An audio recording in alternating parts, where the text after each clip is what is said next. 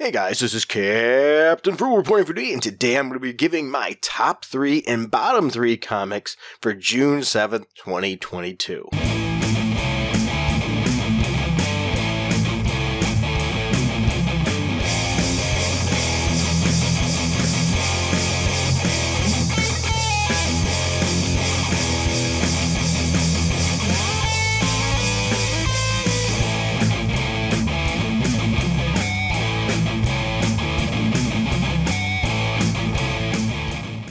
Alright everybody, this week I read 10 comics, and just for the people that have not been familiar with this particular show, if you will, I don't read every single comic. I don't have that much time, let alone to buy every single comic would be absolutely astronomical in price.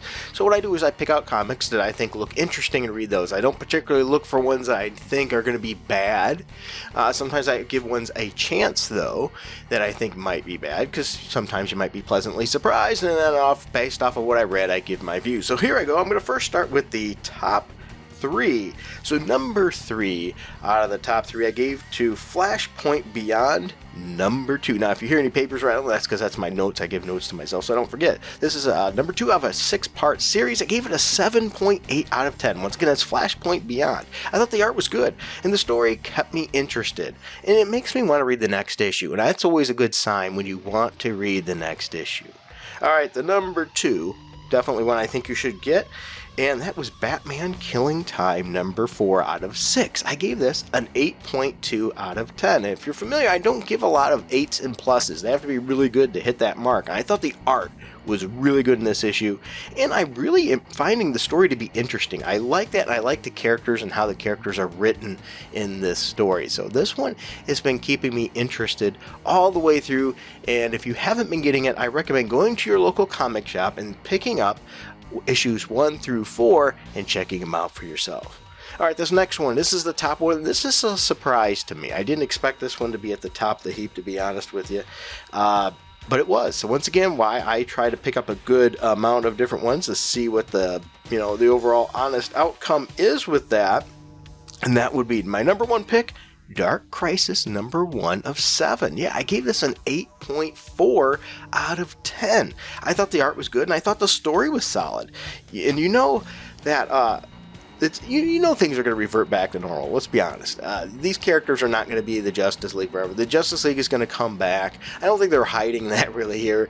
And some people are going to have issue with that. And I get it. It's just a story I'm reading for fun. I know that things are going to revert, so I don't go, oh, they killed Batman, because let's be honest, they're not going to do that. But the story has actually been pretty fun. I gave it an 8.4 out of 10. I want to see where it goes next. So, yeah, there's my top 3. Now I'm going to get into the bottom. Before I get in the bottom, I want to say, take a moment and thank these people right here. These people help support the channel on Patreon and Subscribestar. Without them, this channel would not be possible. If you find yourself in a position you want to help the channel, you can just hit like and subscribe if you want. Give it a share. That would help a lot, too. Those metrics really help these kind of videos. I need all the help I can get with this small little channel. Also, if you find yourself in a position where you can help the channel, we have a Patreon, we have a Subscribestar, or we have if you look in the bottom link below, in the in the info bar section, you can give a one-time donation as well, or you can even get Frugal Force merch. Yeah, we can do t-shirts and things like that for you, and I marked them at the lowest prices they allow on this site. So with that said, we're going to jump in to the bad ones, the ones that I think you probably should avoid. I will say this week's it had some high highs and low lows. Those high ones were pretty high, but unfortunately the low ones were pretty low too. So the number 3 ones are the ones to avoid. First one I thought was Batman Beyond Neo Year number 3. I gave it a 6.8 out of 10. The art was alright, yeah, but the story just seemed like it was really slow to me. And I am looking forward to the next issue, so it's not a terrible one. This isn't one that I'm saying drop the series and run away from. It's just thinking this is a low point of this series so far. Once again, a 6.8 out of 10. Now, the next one was one that surprised me how little I liked it, and that was Batman number 124. The art was not great.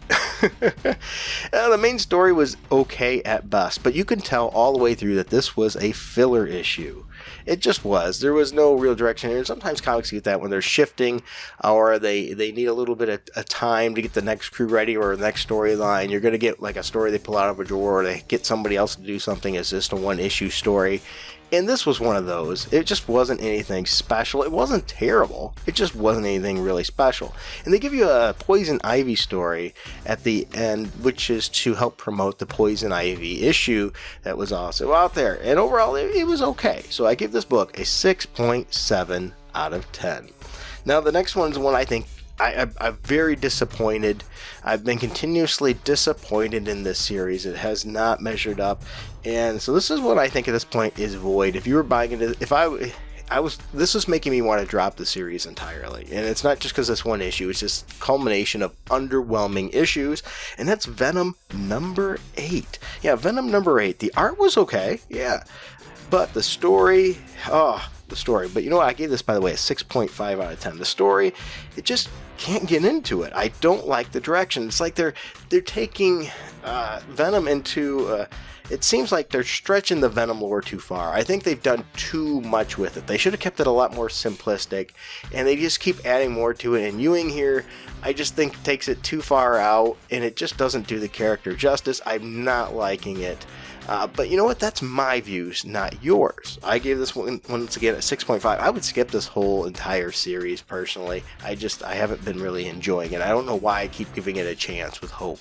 But that's my opinions, not yours. I'd like to know your opinions, too. But before I give any farther, I want to tell you, as I said, I read 7. So I'm going to tell you the other issues I read. I read Amazing Spider-Man number 3, which I gave it a 7.4 out of 10. The art was okay, and they are actually making Tombstone to be a threat. That was sort of a nice turn. I read Savage Avengers number 2, and I gave it a 7.3.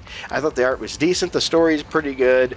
It's a interesting cast of characters, if you will. I read Thor number 26. The art was okay. The story was just okay, but it could be better, and I gave it a 7 out of 10. Let's see here. I also read Poison Ivy number 1. I read that. The art was okay. The story was interesting. It has some brutality to it, and I do want to read the next issue. I gave it a 7.5 out of 10. So there you go. I read 10 issues.